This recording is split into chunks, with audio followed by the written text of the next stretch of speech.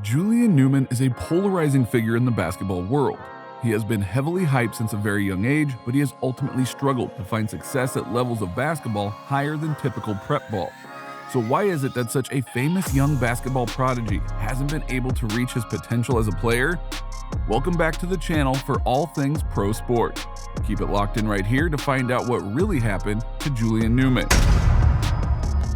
Julian Newman grew up in Orlando, Florida, and began playing basketball when he was very young. When he was only 3 years old, Julian's dad, Jamie, started him off on his basketball journey by having him play in basketball games with older players. The training that his dad put him through was pretty intense, to say the least. Julian was often required to make a total of 500 shots during his daily practice. Out of these 500 shots, 100 were free throws, 200 were floaters, and 200 were jump shots. That is a lot of shots for a young player, but it's safe to say that it paid off. After several more years of this training, Julian moved from a public school education to a private school education. This was due in part to his dad starting as the basketball coach and becoming a teacher at Downey Christian School. There, Julian began his meteoric rise as a prep player. At first, Julian played on the middle school team at Downey, but his domination at this level was so complete, he once put up 91 points in a single game, that he was quickly moved up to the high school varsity team. Now, if you think he seemed a little out of place in this role, you're not alone. Julian was only 4 feet 5 inches tall and was diminutive at only 70 pounds.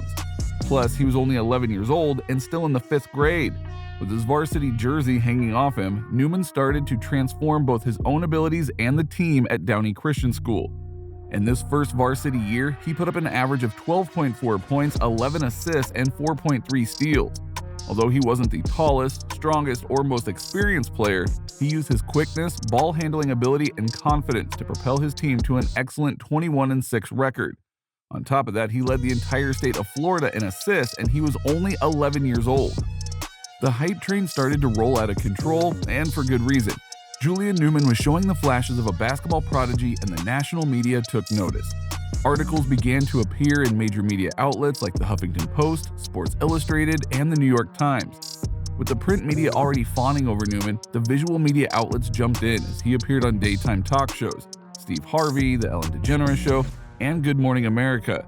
However, Newman's greatest amount of hype came from his viral YouTube videos that showed his incredible handles and daring basketball acts despite his tiny size. Throughout his next few years of high school or middle school, Julian's profile continued to grow. He averaged 13.6 points and 10.5 assists per game in his 6th grade year, and then went on to average 19.8 points, 10.2 assists, and 3.2 steals per game as a 7th grader. Along the way, he became the youngest player in the history of high school basketball to record 1,000 career points on a varsity team. Also, he kept showing out on YouTube, becoming known for his basketball ability as much for his on-court confidence and attitude, which some observers considered cocky. Controversy seemed to follow Newman, partially for this perceived cockiness and maybe from some amount of jealousy and envy, but also for his treatment as a child star and his dad's relentless marketing of his son. It was his dad who helped to get his son a spot on the aforementioned media programs, as well as coaching his son and allowing him to get at least some of the opportunities that he got as a varsity basketball player at a smaller private school. Some resentment began to build internally at Downey, where some players, parents, and other observers thought that Julian was handling the ball too much and taking unnecessary shots. These issues and more became a crucial part of Newman's ongoing story. On the court, Newman continued his excellent play. By his sophomore season, Newman was looking like even more of a star, averaging 34.7 points, 7 assists, 5 rebounds, and 4 steals per game. He was continuing his incredible ball handling abilities that bordered on the circus-like, as well as his great inside shooting. However, he was still only 5.5 feet tall, hardly an ideal size for a men's basketball player at any level, especially above the high school level. In addition, Downey was struggling to win at a high level. The team ended up with a losing record of 19 wins and 26 losses in Julian's junior year. As a result, Julian's dad Jamie started his own team and high school called Prodigy Prep. Prodigy Prep was far from the level of a typical prep basketball program or of a typical high school. Instead of going to classes in a classroom or a lecture hall, Julian and other students enrolled in a virtual school, while Jamie helped out as a former teacher himself. Similarly, lacking an official facility and practice space, the Prodigy players and coaches resorted to practicing at the YMCA in Orlando. There they had to share space with other players, even those who just played recreationally. It was far from an ideal situation, but many players either followed Julian from Downey or moved over independently to get a little bit of extra shine from Julian's spotlight.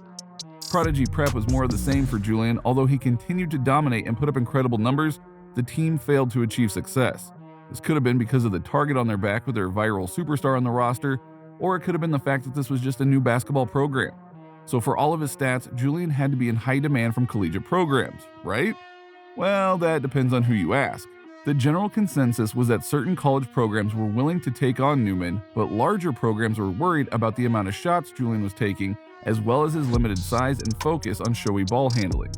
However, Julian expressed that he was getting offers from lots of D1 programs, as well as interest from blue-chip basketball programs like Florida and Kansas. In addition, Jamie stated that Julian already had 15 Division I programs. However, coaches from both of the aforementioned programs, among others, denied interest in Newman.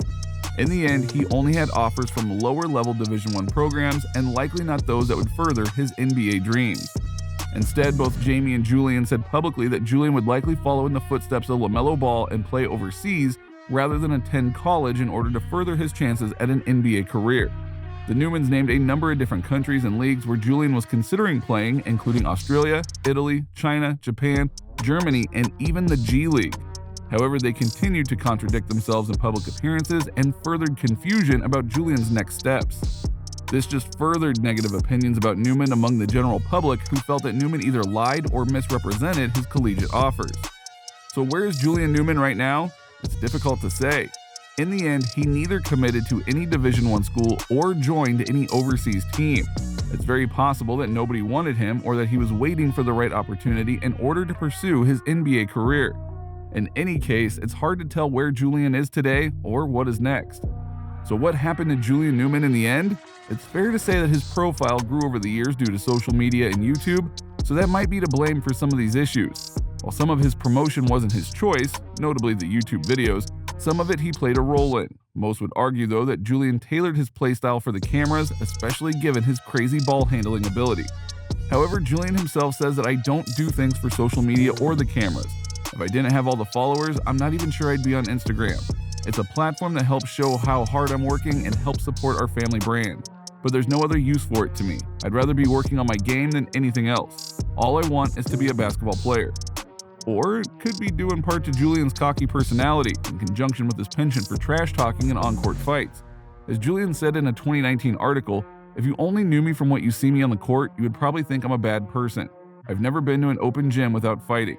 I don't go out there to make friends, I'm trying to prove I'm the best." This attitude not only made Julian some enemies on the court, but it also made him some enemies in the digital world, who then wanted to see his family. Ultimately, though, the biggest thing that brought Julian Newman down was his height. At only 5 feet 7 inches tall, he would certainly be one of the smaller players in college basketball, and one of the smallest players in the NBA if he was able to reach that level. To a certain extent, no matter how great Julian would be as a basketball player, his height is a restricting factor to his potential. Although small players like Tyrone Muggsy Bogues at 5 foot 3 inches tall and Anthony Spud Webb at 5 foot 7 inches tall did succeed in the NBA, this is the exception, not the rule. In the end, it's not one thing that brought Julian down, it's a combination of his size, his attitude issues, and the fact that his hype was so out of control that he wasn't able to play for a smaller collegiate program and work his way up to the NBA. Be sure to leave us a comment and make sure that you like, subscribe, and turn on those post notifications so you can watch our latest NBA content updates as soon as they drop. We'll catch you in the next one. Have a great day.